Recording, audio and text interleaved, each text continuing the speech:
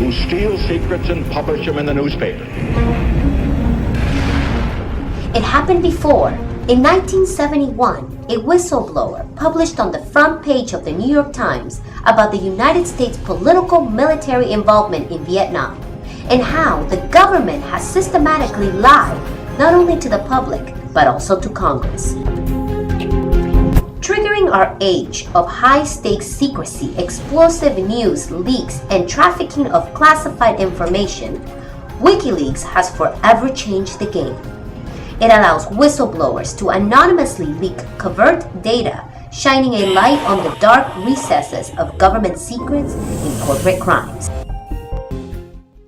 Florida International University is the only higher education institution in Florida to sponsor the American Whistleblower Tour, a venue that reaches young people around the world and educates them about what they might encounter when they are in the workforce.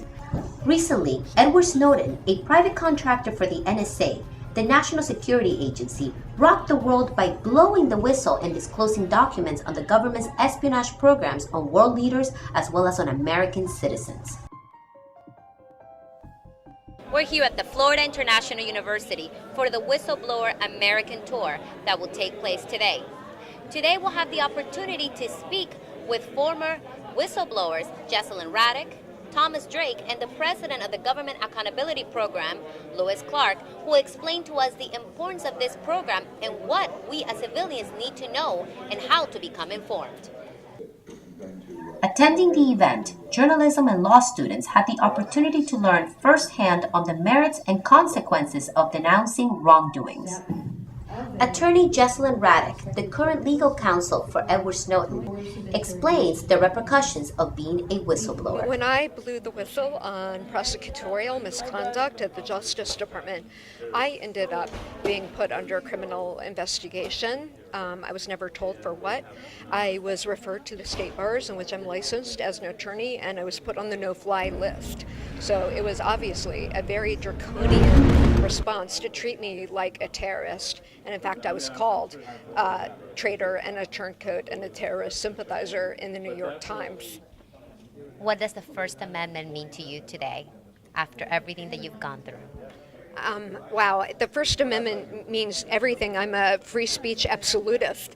Even speech I don't like, it needs to be out there. And I feel like there's been a huge war on information in terms of a crackdown on whistleblowers and journalists and hacktivists. People who are dealing with information that the government doesn't like have come under a lot of government scrutiny and even criminal charges. Valerie Plame recently said that 80% of intel and security is contracted, privatized. Do you think that is the right of corporations to appoint those positions, or isn't that the government's? Well, it is the job of the government. What's considered what are called inherently governmental functions have been essentially outsourced en masse to contractors. I mean, it's really been reversed.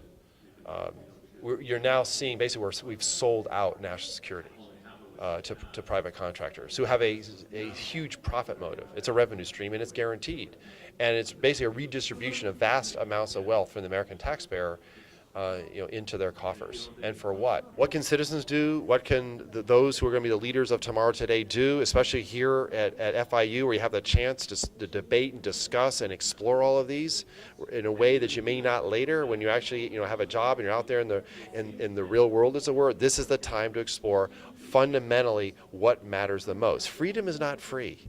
It's not just a default. It's not just given to us. We have to take care of it. We actually have to preserve, protect, and defend it. What we find over time is that people like Daniel Ellsberg, who was also excoriated back under the Nixon administration, was called a traitor, Espionage Act charges filed against him, and he's now a national hero. And I think over time what we find is that these people who do these things, after we find out what impact it had on society and on our culture, it sort of washes itself out, and the people sort of, history treats them much better than contemporary society does. If you want the truth, you should seek it out for yourself. That's what they're afraid of. You.